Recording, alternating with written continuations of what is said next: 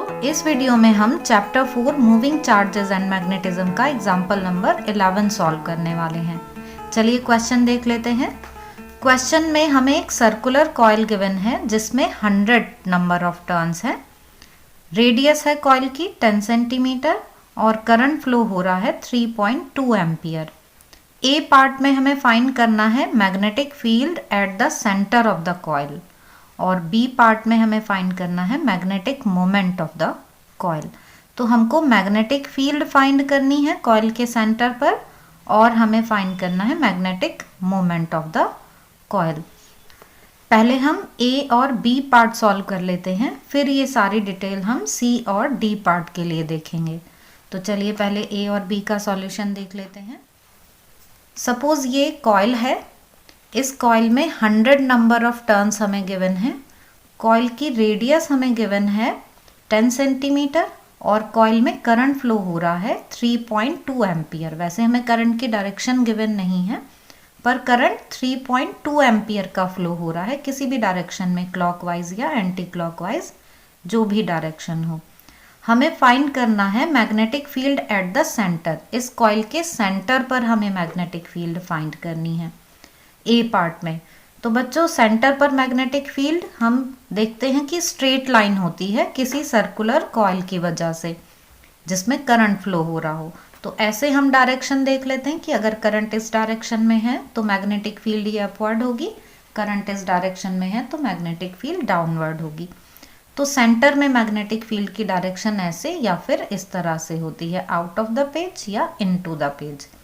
अब हम यहाँ पे देखते हैं कि हम कौन सा फॉर्मूला अप्लाई कर रहे हैं। बच्चों, हमें पता है magnetic field due to a circular wire is given by, ये फॉर्मूला है हमारे पास। फॉर्मूले में म्यू नॉट क्या है? Permeability of free space, N है number of turns in the coil, I है करंट, आर है रेडियस ऑफ द कॉइल। ये सारी वैल्यूज हमें यहाँ गिवन ही है, तो बस हमको फॉर्मूले में वैल्यूज पुट करके और जस्ट कैलकुलेशन करनी है। पाई की वैल्यू हम 3.14 रख देंगे और सारी कैलकुलेशन करके हमको रिजल्ट मिल जाता है 20.09 इंटू 10⁻⁻⁴।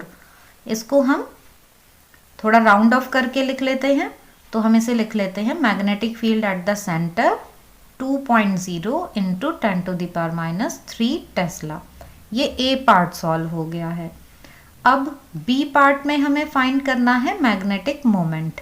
मैग्नेटिक मोमेंट का फॉर्मूला क्या होता है बच्चों? M is equal to I A, current into area.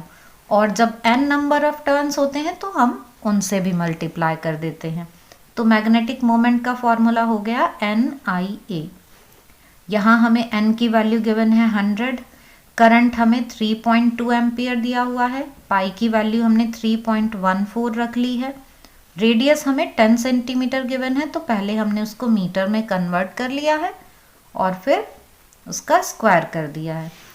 तो अब सिंपल हमें कैलकुलेशन करनी है। तो यहाँ पर जब हम इसको सॉल्व करते हैं तो सॉल्व करने के बाद हमें m की वैल्यू मिल जाती है 10 एम्पियर मीटर स्क्वायर। ठीक है, ये मैग्नेटिक मोमेंट आ गया 10 एम्पियर मीटर स्क्वायर। तो इस तरह से ए और बी पार्ट तो काफ़ी इसके सिंपल हैं, इजीली हो जाते हैं। अब देखते हैं बच्चों सी पार्ट। बच्चों, सी पार्ट के लिए हमें क्या डिटेल्स दी हुई हैं अब वो देख लेते हैं। The coil is placed in a vertical plane and is free to rotate about the horizontal axis which coincides with its diameter. Coil को ऐसे वर्टिकल प्लेन में रख दिया गया है। ये मेरे पास किसी प्रोजेक्ट की कॉइल थी तो मैं उसी को ही यूज़ कर ले रही हूँ। तो ऐसे एक कॉइल को वर्टिकल प्लेन में रख दिया गया है और ये रोटेट करने के लिए फ्री है अबाउट हॉरिजॉन्टल एक्सिस। इस तरह से ये रोटेट करने के लिए फ्री है हॉरिजॉन्टल एक्सिस के अबाउट। तो हॉरिजॉन्टल एक्सिस जो है वो डायमीटर के साथ कोइंसाइड कर रहा है और ये इस तरह से घूमने के लिए फ्री है। A uniform magnetic field of 2 Tesla in the horizontal direction exists such that initially the axis of the coil is in the direction of field।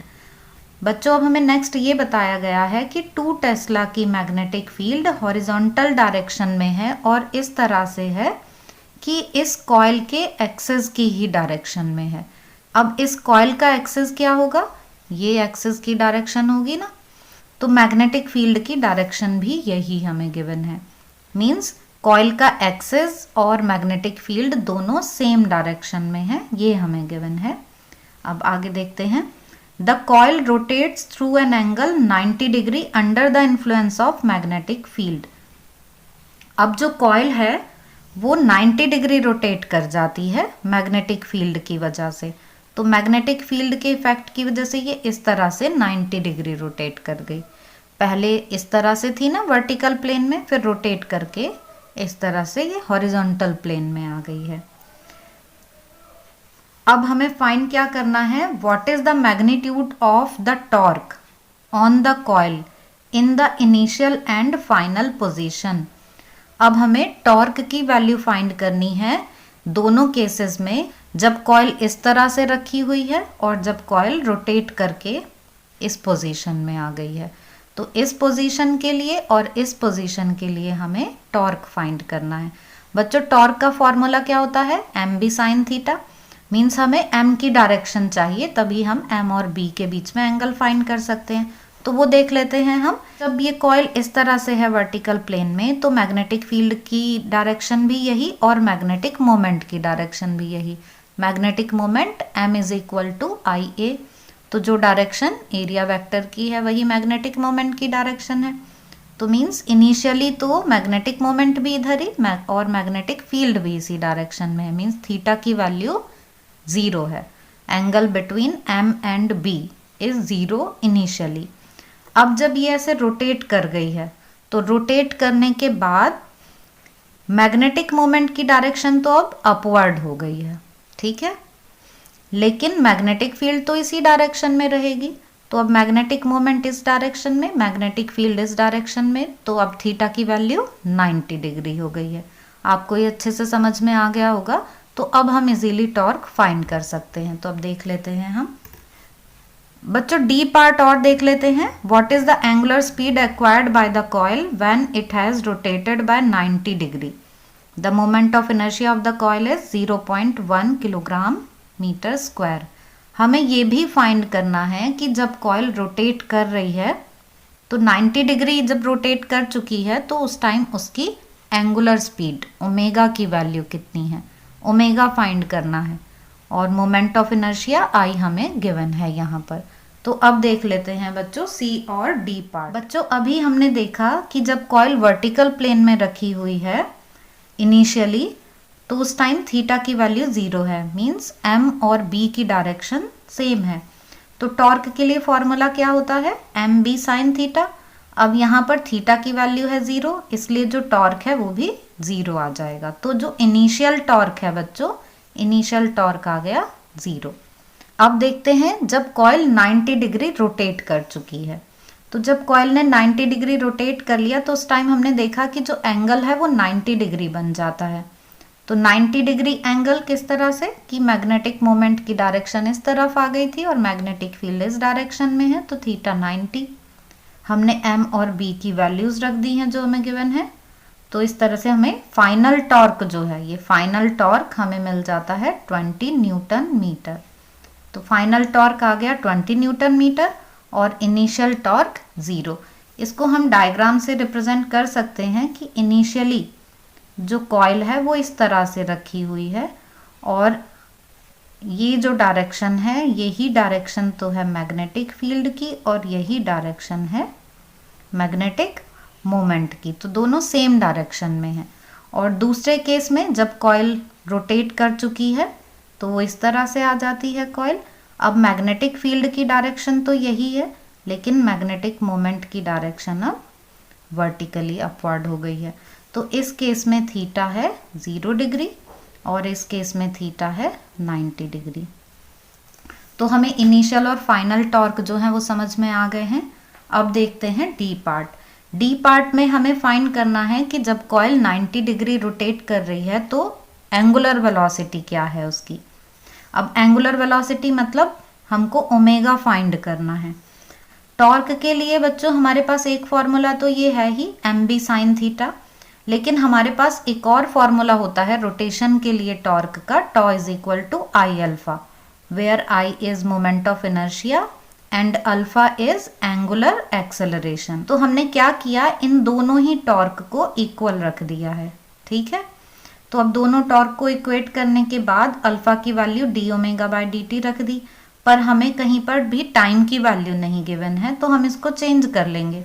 तो अब चेंज करने के लिए या तो आप ऐसे समझ लीजिए कि हमने चेन रूल लगा लिया है डिफरेंशिएशन का, या और इजी तरीके से हम ऐसे समझ सकते हैं कि हमने डी थीटा से मल्टीप्लाई और डी थीटा से डिवाइड कर दिया है, और उसके बाद हमने इसको चेंज करके ऐसे लिख लिया है D theta upon D T, और यहाँ पर D omega by d theta ये आ गया है हमारे पास। ये आप देख रहे हैं ना कि इसमें हमने डी थीटा से मल्टीप्लाई डी थीटा से डिवाइड कर लिया, और ये D theta upon D T जो है ये हो गया ओमेगा, और ये D omega by d theta हमने ऐसे ही लिख लिया है। अब आगे देखते हैं। तो बच्चों हम इस तरह से लिख सकते हैं I omega d omega by d theta is equal to M B sine theta. अब ये जो डी थीटा है इसको हम इस साइड ले जाएंगे, जिससे कि अब हम इंटीग्रेशन कर सकें। तो आई ओमेगा डी ओमेगा इस साइड लेफ्ट साइड में, और राइट साइड में M B sine theta d theta. अब हम दोनों साइड इंटीग्रेशन कर लेते हैं। तो बच्चों हमें इंटीग्रेशन में लिमिट लेनी होती है, तो लिमिट हमें गिवन है थीटा की 0 टू पाई बाय 2, 90 डिग्री तक रोटेट किया है ना, तो 0 टू पाई बाय 2 ये थीटा के लिए लिमिट हो गई, और ओमेगा की limit omega initial to omega final. तो मतलब इनिशियल वैल्यू तो उसकी 0 है, रेस्ट से स्टार्ट किया ना उसने, पहले तो रेस्ट में था फिर रोटेट करना शुरू किया। ओमेगा फाइनल की वैल्यू हमें फाइंड करनी है। तो अब हम इसको इंटीग्रेट करते हैं ओमेगा डी ओमेगा को, तो इंटीग्रेशन का फॉर्मूला अप्लाई करके हमें मिलता है omega square by 2। Sine theta का integration minus cos theta, minus को हमने बाहर लिख लिया ब्रैकेट से, और लिमिट अप्लाई कर दी है यहाँ पर, इधर भी लिमिट अप्लाई कर दी, इधर भी लिमिट अप्लाई कर दी है। तो कॉस पाई बाय 2 की वैल्यू क्या होती है बच्चों, 0, और कॉस 0 की वैल्यू 1। अब बाहर माइनस है तो ये माइनस माइनस प्लस हो जाएंगे, मीन्स 1 से मल्टीप्लाई एम बी में हुई तो प्लस में एम बी आ गया है। इधर ये हमारे पास वैल्यू है ही आई ओमेगा स्क्वायर बाय 2। आप इसको सिंपली ओमेगा भी लिख सकते हैं, ओमेगा फाइनल की बजाय ओमेगा भी लिख सकते हैं, क्योंकि इनिशियल वैल्यू तो उसकी 0 है और फाइनल वैल्यू को हम मान लेते हैं कि ये ओमेगा है। तो यहाँ से ओमेगा स्क्वायर की वैल्यू हमें मिल गई 2 mb अपॉन आई।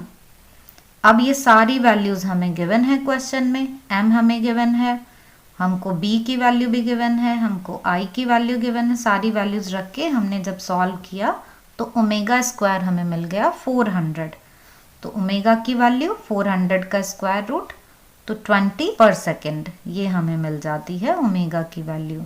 तो इस तरह से जो एंगुलर स्पीड है कॉइल की वो आ गई है 20 पर सेकेंड। तो बच्चों आई होप कि आपको ये एग्जाम्पल अच्छे से समझ में आ गया होगा। फिर भी आपके कोई डाउट्स हों तो आप कमेंट सेक्शन में पूछ सकते हैं।